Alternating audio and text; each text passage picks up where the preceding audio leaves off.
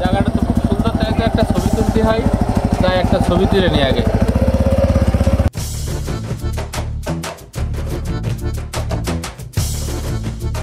Wow, কি সুন্দর, আগে একটা ছবি তুলে নি।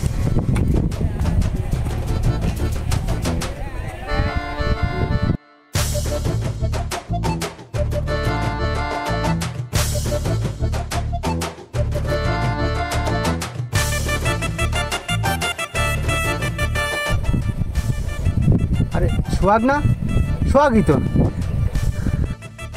আরে বন্ধু, আরে আরে কে তুই? গ্রামের গায়া সব খ্যাত, আমারে জড়িয়ে ধরছিস, তো সাহস তো কম নাই। আরে বন্ধু, তুই আমার চিনতে পারছিস না? আমি তো ছোটবেলার বন্ধু মমিন।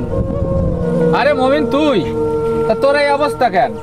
মাঠে কাজ করছিস, অন্য মানুষের খেতে জন বিক্রি করছিস। কি করবো বন্ধু, গরিব মানুষ, কাজ না করলে খাবো কি? আসলে গ্রামের মানুষ সব খ্যাত, তোদের মতো খ্যাত দিয়ে কিচ্ছু হবে না। তোরা খ্যাতই থেকে যাবি, তোদের মতো খ্যাত দিয়ে কিচ্ছু হবে না। এই আমাকে দেখ, আমি বড় অফিসে চাকরি করি, মাস গেলে মোটা অঙ্কের স্যালারি পাই। তোদের মতো 30 জন খ্যাতকে আমি কাজ করাতে পারি। আর হ্যাঁ, আমাকে বন্ধু না, আজ থেকে স্যার বলে ডাকবি, বুঝতে পারিস? আমার ভুল হয়ে গেছে স্যার, আমি ভুল করে বন্ধু ডেকে ফেলাইছি স্যার। আসলে ছোটবেলায় একসাথে ঘুরতাম ফিরতাম, একসাথে খেলাধুলো করতাম, তো তাই ভুল করে বন্ধু ডেকে ফেলাইছি। আপনি আমাকে মাফ করে দিয়েন। আসলে ছোটবেলার কে শখ আর এখনকার শখ এক নয়। আরে যা যা, এসব গায়ে খ্যাত কোথা থেকে আসে যত সব।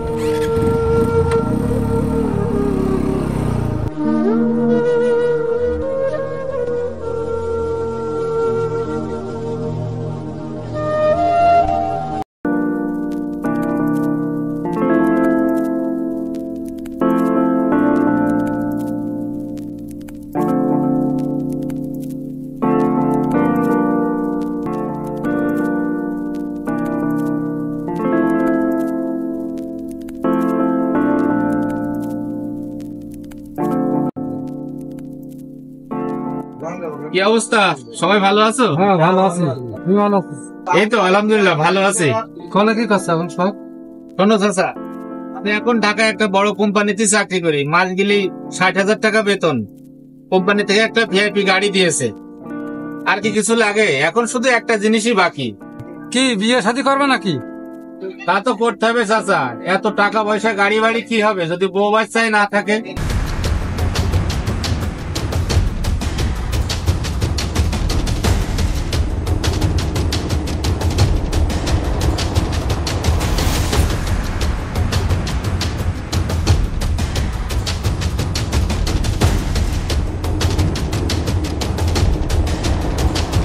চাচা চার অর্ডার দিচ্ছি, চা খাও, আমার আবার ওই পাশে একটু কাজ আছে। তবে চা খেয়ে দাও, আমি চার অর্ডার দিয়ে যাচ্ছি, চলে গেলাম তাহলে।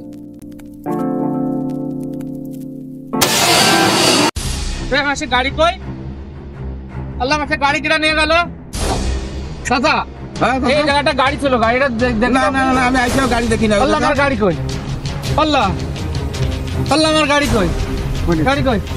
এই জায়গাটা গাড়ি দেখি যাও, গাড়ি আমি কে বলে আসলাম। আল্লাহ, আমার গাড়ি। আল্লাহ আল্লাহ, আমার গাড়ি কই? আমার যে গাড়ি চুরি হয়ে গেছে। ভাই কি হয়েছে? ওই আমার একটা গাড়ি ছিল, সে গাড়িটা চুরি হয়ে গেছে।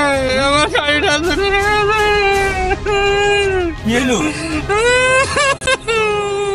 আমার গাড়ি, আমার গাড়ি, আমার গাড়ি, আমার গাড়ি, আমার গাড়ি, আমার গাড়ি। Hello sir. সোহাগ সাহেব, আপনি তো ছুটিতে ছিলেন, আমাদের অফিস ক্লোজ হয়ে গেছে, আপনার আর চাকরি নেই, আপনার আর আশা লাগবে না। ঘুমায়া থাকবালি বুকে নিয়া আব্দুল মিয়া, ঘুমায়া থাকবালি বুকে নিয়া, ওরে ঘুমায়া থাকবালি বুকে নিয়া আব্দুল মিয়া।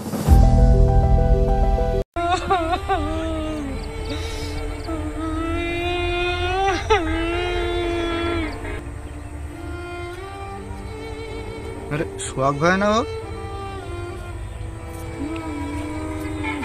আরে সোহাগ ভাই যে কি হয়েছে ভাই? এনে বসে কান্না করছো কেন? কি হয়েছে? আর ভাই আমার সব শেষ, বাড়ি ঘর গাড়ি ধন সম্পদ সবই শেষ। আমি এখন পুরো দেউলিয়া হয়ে গেছি ভাই। আমি এখন কি করব বলো ভাই? শোনো ভাই, দেওয়ার মালিকও আল্লাহ, নেওয়ার মালিকও আল্লাহ। আল্লাহ যা করে ভালোর জন্যই করে। তা আমি এখন কি করব ভাই? কি কব দুঃখের কথা, একটা চাকরি ছিল ভালোই চলছিল, সে চাকরিটাও চলে গেল। এতদিন সব ধন সম্পদ যা ছিল সব বসে বসে খেয়ে একবারে শেষ করে দিয়েছি। এখন কোনো কাজ কামও নেই, কোনো কাজও করতে পারছি না। তো তুমি আমার একটা কাজের ব্যবস্থা করে দাও ভাই। তা ভাই তুমি যে কাজ করবে, তা তুমি এই মাঠের কাজ পারবা? ভাই মাঠের কাজ না পারলেও আমার করতে হবে, তাছাড়া আমি এখন কি করে খাবো কাও? আগে তো একটা চাকরি ছিল, চাকরি করে ভালোই চলছিল, বসে বসে খেয়ে শেষে টাকা পয়সা সব শেষ করে ফেলাইছি। এখন তো চুরি ধরে করে আর তো খাতে পারিনি, এখন তো কাজ করেই খেতে হবে। আচ্ছা ভাই চলো, তুমি কোথায়? আজ থেকে তুমি আমার খেতে কাজ করবা, চলো। আচ্ছা চলো, যাই হোক একটা ব্যবস্থা হয়ে গেল, চলো।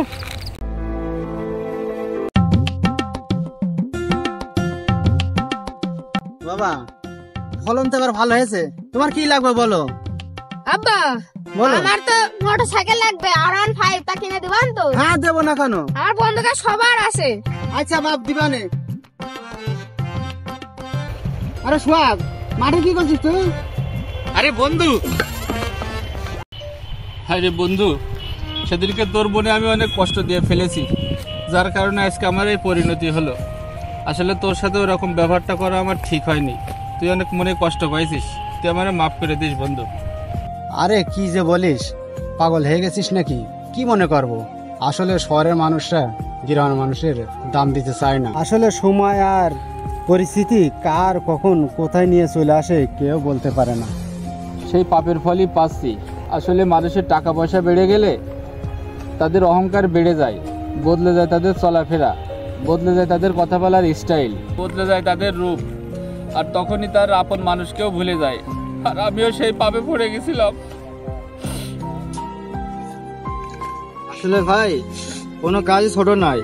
পদ আলাদা হতে পারে, বেতন আলাদা হতে পারে, কিন্তু দিন শেষে আমরা সবাই শ্রমিক। তাই আমরা কোনো কাজকেই ছোট করে দেখব না।